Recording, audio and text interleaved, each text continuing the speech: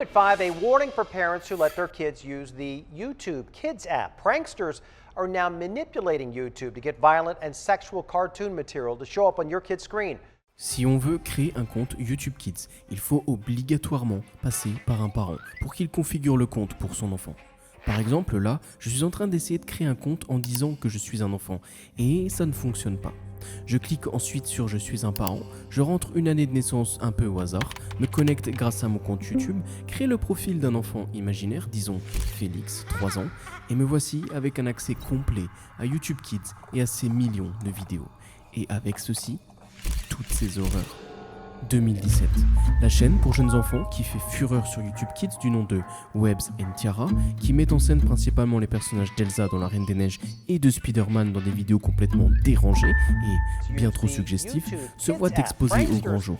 Cachées dans des vidéos vues par des millions de jeunes enfants, des scènes avec des des atoises et projections, des mutilations et autres choses plus horribles les unes que les autres. Voici pour la référence un minuscule florilège des miniatures utilisées sur ces centaines de vidéos, directement sous les yeux des plus jeunes. Assez rapidement, les médias relaient l'horreur en question et YouTube débute une traque contre ce contenu qui se révélera rapidement être un gigantesque terrier de lapins.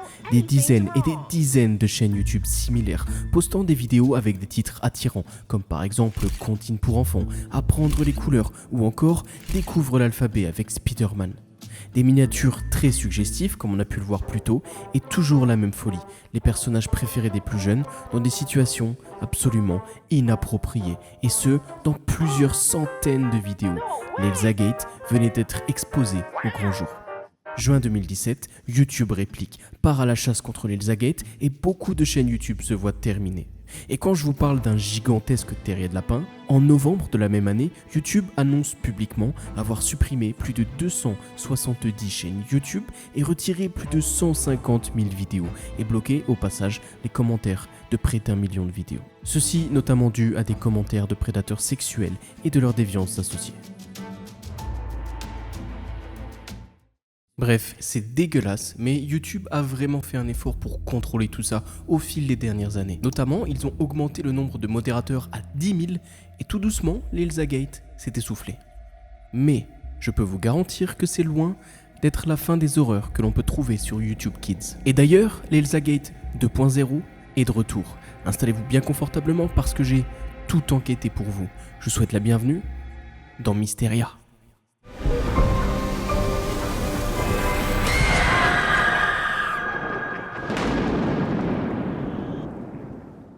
Au fait, je viens de créer ma newsletter où j'incite les gens à se lancer sur YouTube, à créer et publier du contenu, et justement je leur envoie chaque semaine un petit email bourré de tips et astuces pour réussir et performer sur la plateforme. C'est gratuit, garanti sans spam ni OGM, et c'est juste sous la vidéo. Alors si vous voulez vous lancer et apprendre YouTube avec moi, rejoignez-moi.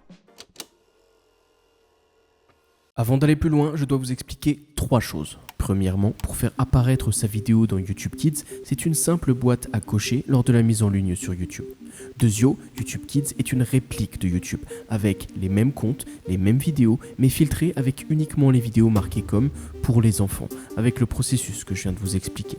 Et troisièmement, pour supprimer une vidéo de YouTube Kids, il faut obligatoirement qu'une personne la signale manuellement. Et si elle disparaît de YouTube Kids, elle restera toujours présente sur YouTube normal. C'est assez important, alors gardez bien ça en tête parce qu'on reviendra sur YouTube classique plus tard pour faire des recherches. Bon, YouTube Kids en 2024, c'est beau, c'est coloré et ça donne envie de s'y perdre, surtout pour un enfant de 3 ans, n'est-ce pas? Rapidement, je regarde quelques vidéos et là, je tombe sur ça.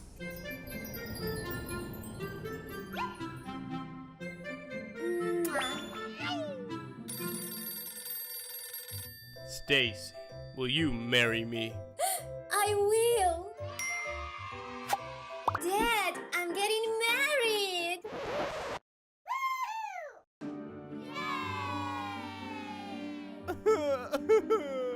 Take your dress.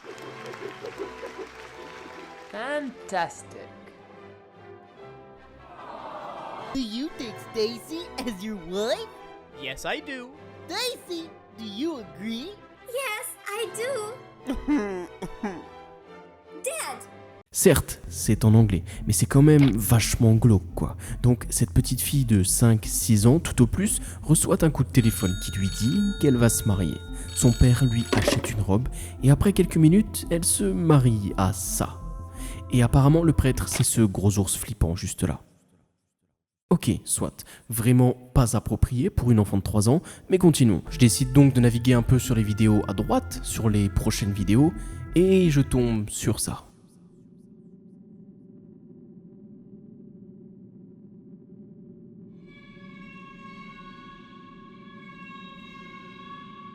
Je pense qu'on peut tous se mettre d'accord sur le fait qu'un enfant de 3 ans ne devrait absolument pas tomber sur ça. Ce n'est ni informatif, ni ludique, et surtout, c'est flippant quoi. Ce bout de femme qui devient difforme sur une espèce de vieille pub pour jeu, enfin, c'est le néant absolu.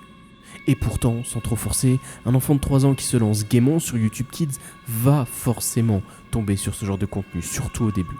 Surtout s'il y a la lecture automatique. Les vidéos défilent très rapidement.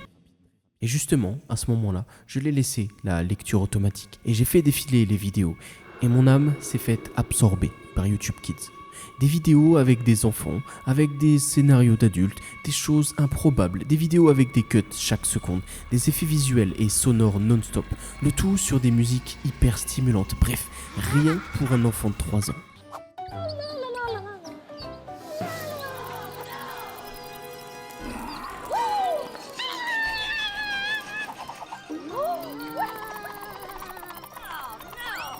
Des tonnes et des tonnes de vidéos où les parents mettent en avant leurs enfants dans des situations complètement irréelles, complètement aberrantes et parfois même très sexualisées et assez perturbantes. En anglais, on appelle ça du child grooming. La traduction française littérale serait toilettage d'enfant, mais il faut comprendre par là que c'est la création perverse d'un lien émotionnel avec un enfant dans le but de le manipuler, de l'exploiter et pire encore. Il y a comme une mauvaise aura qui ressort de la plupart de ces vidéos et ça, c'est vraiment gênant. Je change de catégorie pour aller dans le gaming. Je continue de regarder des vidéos sur YouTube Kids et soudain je tombe là-dessus.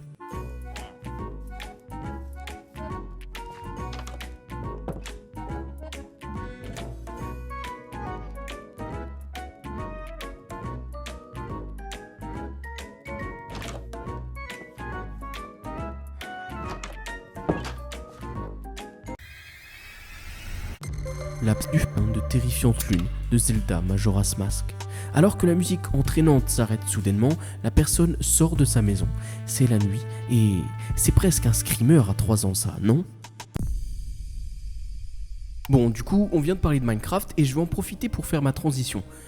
L'Elsagate est de retour et il s'appelle l'Elsagate 2.0 et vous allez voir que c'est bien sale ce qui se passe derrière tout ça. Je pense qu'on peut tous s'accorder à dire que s'il y a bien un jeu vidéo auquel les enfants peuvent jouer pendant des heures, et pas que les enfants, c'est Minecraft.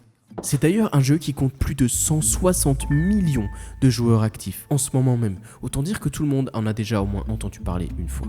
Et les plus jeunes, à défaut d'y jouer, seront très ravis de regarder des vidéos de leurs jeux cubiques préférés sur YouTube. Et ceci encore plus quand les miniatures et les titres donnent envie en reprenant des personnages de cartoon ou de dessins animés pour enfants. On va donc faire pareil.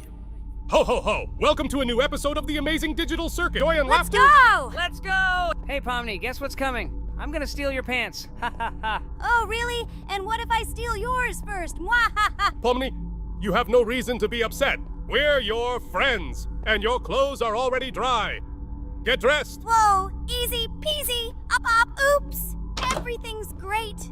I'll keep these clothes for myself. Mais c'est quoi cette horreur ? On dirait Minecraft, mais sans que ce soit Minecraft. Je ne prendrai même pas la peine de vous proposer des sous-titres. Les vidéos n'ont aucun sens.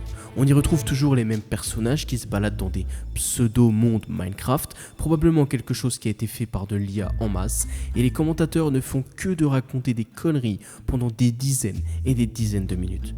Il y a tout un tas d'insultes, de violences, d'usage d'armes et de mots qu'un enfant ne devrait jamais entendre avant au moins d'être adulte. Vraiment, ça n'a aucun sens. Les vidéos sont du même genre que ce qu'on a pu voir avant. À chaque fois, il y a une petite variation dans le nom, un tout petit changement, ou au niveau de la miniature, mais ça n'a aucun sens. Mais en creusant un peu, et vous allez voir qu'on va creuser plus qu'un peu d'ailleurs, on va vite découvrir que ce qu'il y a derrière ces vidéos tirées Minecraft, c'est sale et aberrant. Si vous avez l'œil, vous l'aurez sûrement remarqué, mais je suis de retour sur YouTube et non plus sur YouTube Kids. En vérité, YouTube a enlevé le label pour les enfants de ces centaines de vidéos. Toutes gérées d'ailleurs par ce qu'il semble être la même personne. Dans chaque bio, il y a une adresse email en commun, le même style de vidéo faite avec l'IA, les mêmes couleurs, les mêmes dialogues et surtout un nom de chaîne qui finit toujours par -Minecraft. Ça fait presque sectaire à ce niveau-là. Mais vous connaissez mes talents d'enquêteur et je peux vous dire que je sens qu'il y a quelque chose de vraiment sale derrière ça. Au-delà du contenu abrutissant et sans aucun but, qu'essaye de faire la personne derrière la trentaine de comptes -Minecraft? Eh bien, on va le découvrir ensemble. Comme je vous l'ai dit, on peut trouver assez rapidement un facteur commun à tous ces comptes Minecraft pour enfants, une adresse email. Je vais la flouter non seulement par souci d'anonymat, mais surtout parce que je veux pas que vous tombiez dans ce qui va suivre, même si c'est malheureusement très facile à trouver. Quelques recherches Google et on arrive assez rapidement sur cette page qui est une sorte de page de dons. Et le nombre de donations est aberrant, sachant que la moyenne d'âge d'audience est sûrement très basse. Si on scrolle un peu, on peut voir 407 donations, avec le prix par défaut mis à 5 $. Avant d'aller plus loin, je dois vous dire une chose. Sur quasiment la majorité de ces comptes -Minecraft, avant d'y avoir un lien de donation, il y avait un lien Telegram. Et si vous avez vu ma vidéo sur les Entrooms, vous savez où ça mène ce genre de lien Telegram. Et oui, c'est bel et bien le cas. Reprenons. Rien qu'en analysant la page de donation, on y trouve déjà plein de red flags, des images hyper sexualisées, des histoires avec les personnages préférés des enfants, des photos tirées directement des cartoons, bref, tout est bien pensé. En 2 clics, j'ai eu par exemple accès à cette mini-histoire qui mélange vie réelle et personnages de fiction, en disant que la personne qui a écrit a envie de pratiquer le coït avec les personnages qu'il crée dans ses vidéos. Et le plus dérangeant, ce sont tous ces commentaires sous le post, qui je le rappelle est accessible à tous. Je viens de mettre de la crème dans mon pantalon, merci à Spinotel Minecraft. Bien joué, ça a marché, je suis complètement vidé, je pouvais plus me retenir. Je vais te toucher. Et c'est la même chose sur des dizaines de posts rédigés par cette personne sur le site de don.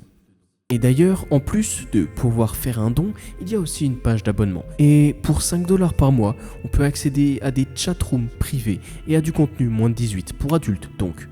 Imaginez maintenant ces milliers d'enfants arrivant un peu par hasard ici, voulant tout simplement aider un youtubeur qui fait des vidéos Minecraft dans le seul et unique but d'attirer une jeune audience sur ces liens, qui fait une donation de 5 € et qui se retrouve invité dans des groupes Telegram immondes. Je viens de vous dire qu'il y avait un lien Telegram il y a encore quelques mois, à la place du lien de donation sur la page YouTube de tous ces comptes. YouTube a nettoyé ce lien Telegram, mais la personne derrière les comptes a su trouver une parade, grâce notamment à cette page de donation. Au passage, je vais vous montrer un petit florilège des miniatures utilisées pour attirer les plus jeunes. Spoiler alerte, attention les yeux. Est-ce que ça vous ferait pas penser à quelque chose ? Même concept, même miniature sexualisée à l'extrême, même genre de titre pour faire cliquer les plus jeunes. Les personnages, certes, se sont modernisés, laissant place à du Minecraft, du Has-Been Hotel pour faire cliquer les plus jeunes, mais le process est exactement le même que lors de l'Elsa Gate. Et là, si je veux éviter que ma vidéo se fasse retirer de YouTube, si c'est pas déjà trop tard, je suis forcé de vous montrer qu'une fraction de ce que j'ai vu. Mais c'est mal, c'est très mal.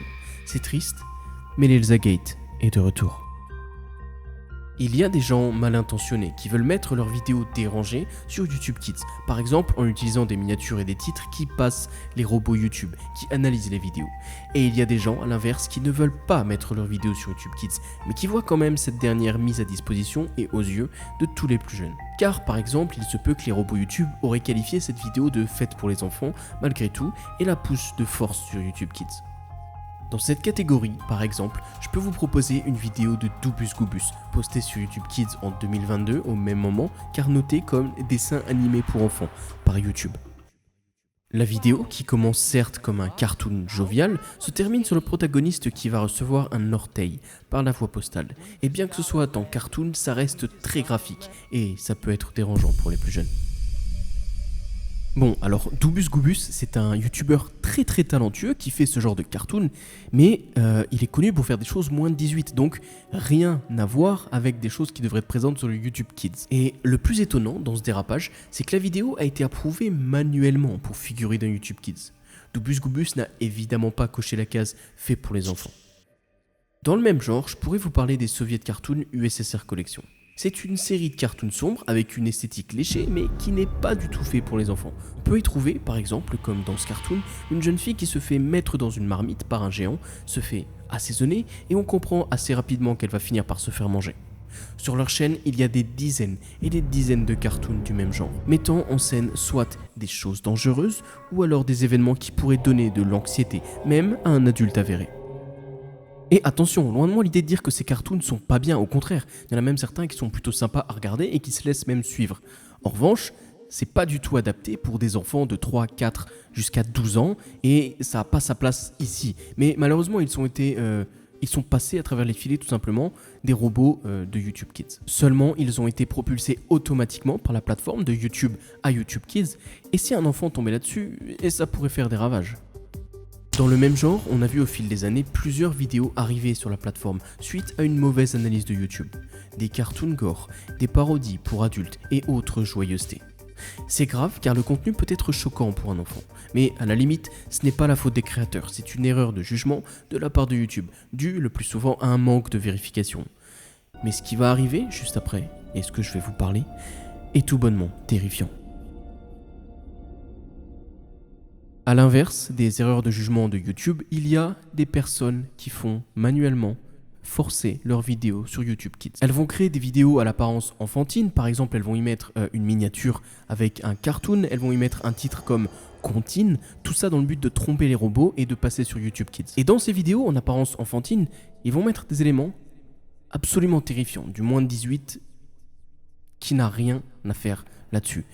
Et en première chaîne dans ce type-là, c'est le cas par exemple de You're a stinky duck, so you'd better disappear. C'est littéralement la chanson d'un homme qui rappe à propos d'un canard qui pue.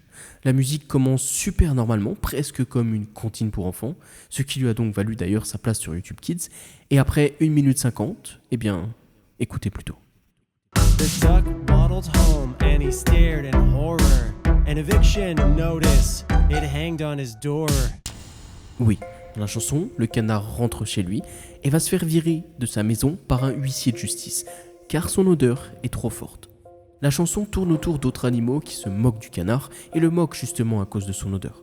Ça peut sembler insignifiant, mais maintenant imaginez un cerveau de 3 ans entendre ça, normaliser les moqueries et le fait qu'on puisse se faire virer de chez soi à cause d'un trait physique.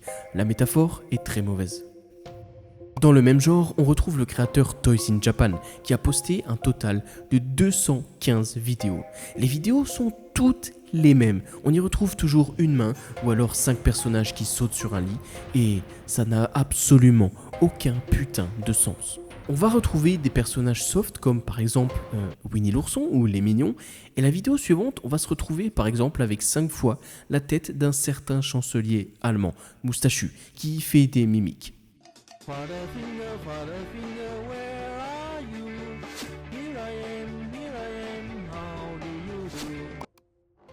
La vidéo suivante sera par exemple intitulée Donald Trump en bonbon va aux toilettes et pète, avec une vidéo grossière et complètement tordue, puis de nouveau une vidéo plus soft.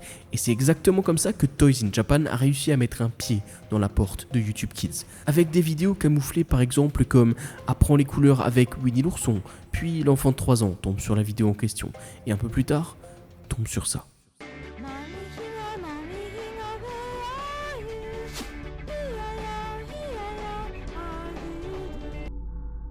Fort heureusement, ces vidéos se sont faites signaler et elles ont été toutes retirées de YouTube Kids. Et c'est tant mieux. Mais malheureusement, c'est un fléau qui est encore trop présent et il y a encore beaucoup de vidéos comme ça.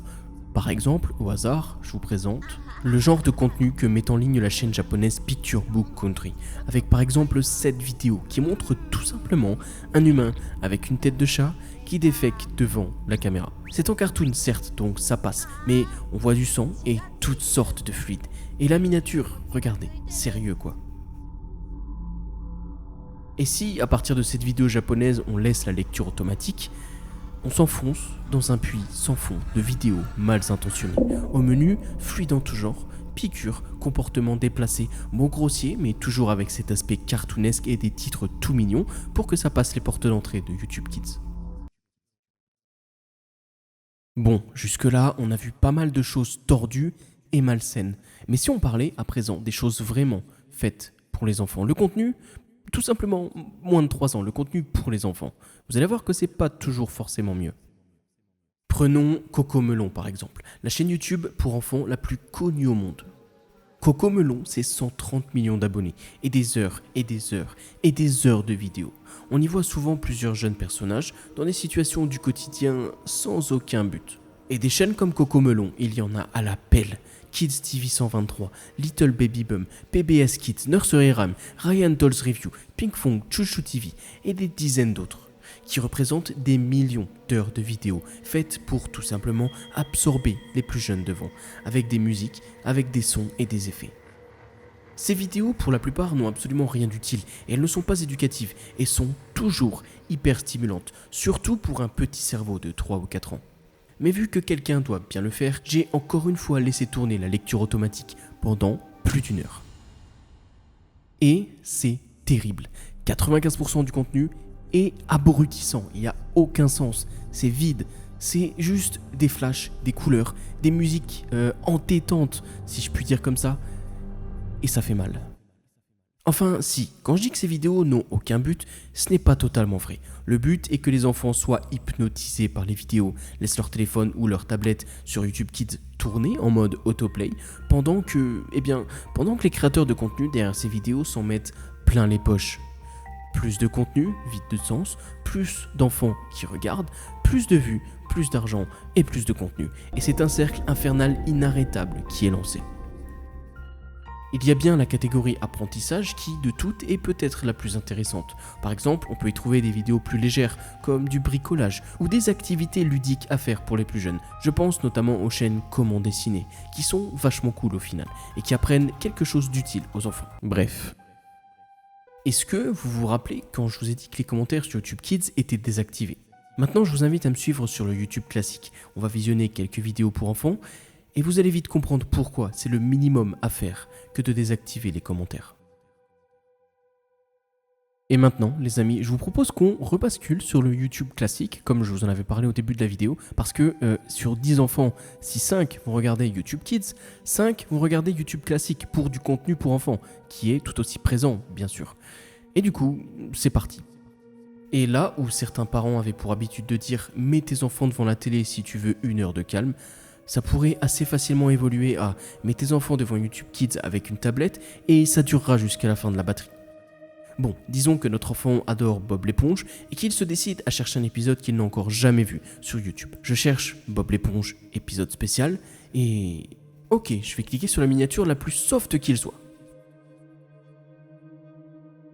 Non seulement c'est choquant parce qu'on y voit du sang, de la violence et d'autres choses pas du tout adaptées pour un enfant, mais si on commence à fouiller dans les vidéos recommandées par celle-là, en cherchant une autre de Bob l'éponge, eh bien on peut très rapidement tomber là-dessus. Bon, vous savez quoi, j'ai juste pas eu de chance. Ok, ça arrive. Je vais revenir en arrière et je vais chercher un dessin animé encore plus simple et soft que ça. Je vais chercher... ok. Peppa Pigs. Je vais regarder quelques épisodes, je vais lancer une playlist et je vais rapidement tomber sur ça.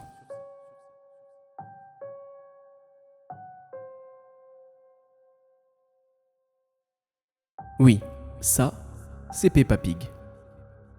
Bon, allez, encore une fois, une deuxième fois, on va mettre la faute à pas de chance. Peut-être que je me suis égaré, peut-être que c'était une mauvaise playlist. Du coup, retour en arrière et cette fois je vais chercher plus classique, Mickey Mouse. Et la première vidéo qui apparaît, eh bien, elle parle d'une injection létale. Et assez rapidement, en s'enfonçant dans ce terrain de lapin, on tombera sur des vidéos et sur des playlists n'étant absolument pas adaptées aux enfants, une fois de plus, mais qui reprennent des thématiques pour des enfants, des titres parfois trompeurs et des miniatures aux couleurs vives pour faire cliquer. Alors, je veux pas faire mon vieux boomer moralisateur, donc je vais garder le mot de la fin très court. Après des heures à naviguer sur YouTube et YouTube Kids, j'ai vraiment l'impression que c'est un aspirateur à énergie. De manière globale, les vidéos sont vides, très colorées, très rapides, hors de propos et bien souvent abrutissantes. Et ça, c'est en restant sur les vidéos faites pour les enfants. Je ne parle là même pas de l'Elsagate 2.0 que je vous ai parlé et des tarés cachés dans l'ombre derrière tout ça. Le mieux pour protéger les plus jeunes, c'est de jouer sur 2 axes. Le premier, c'est de signaler tout ce genre de chaînes qui n'ont rien à faire là-dessus. Alors, je parle pas des chaînes genre Goobus Doobus qui sont vraiment talentueuses, qui ont juste été par malchance propulsées sur YouTube Kids, mais toutes ces chaînes bizarres, malsaines, ces chaînes avec des liens Telegram, signalez-les et YouTube pourra peut-être les regarder manuellement et peut-être prendre une action dessus. Et le deuxième axe sur lequel on peut protéger les plus jeunes, tout simplement, c'est de ne pas les laisser regarder ce genre de contenu. Il y a beaucoup mieux à faire et par exemple, aller dehors.